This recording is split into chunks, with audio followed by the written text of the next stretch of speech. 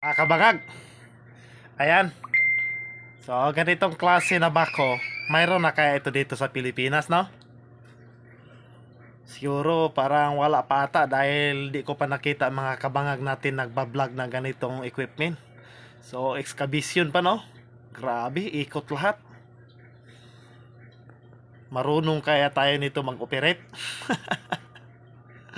Kailangan turuan muna tayo nito bago tayo maka-operate, no? Siguro ang dami kayang pindutin nito. Kung sakaling man ako makapag-operate nito mga kabangag, sigurado galit na galit siguro mga baser, no? Bakit ako naka-operate nito? So, shout out sa lahat nating mga kabangag natin dyan.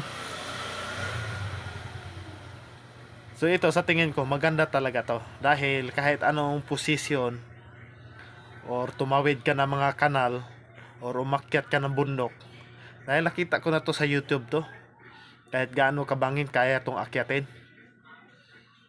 Pero kaso nga lang mukhang maliit lang to na unit. Grabe, no?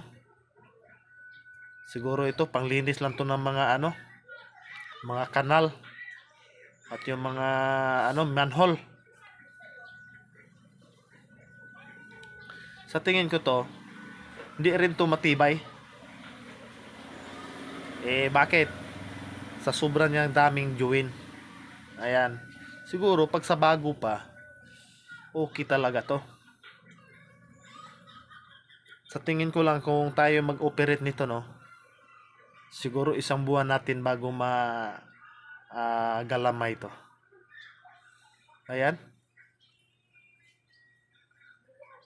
So siguro mahal tong halaga nito dahil wala pang mga Pinoy nakabili nito, no. Pero yung mga ibang mga kababayan natin dyan, yung sa sa ibang bansa, siguro mayroon na nag-operate nito.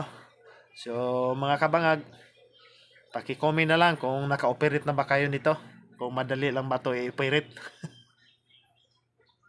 Kasi sa totoo lang, pag ako mag-operate nito, hindi talaga papayag yung mga baser ko. Galit na galit talaga yun sila.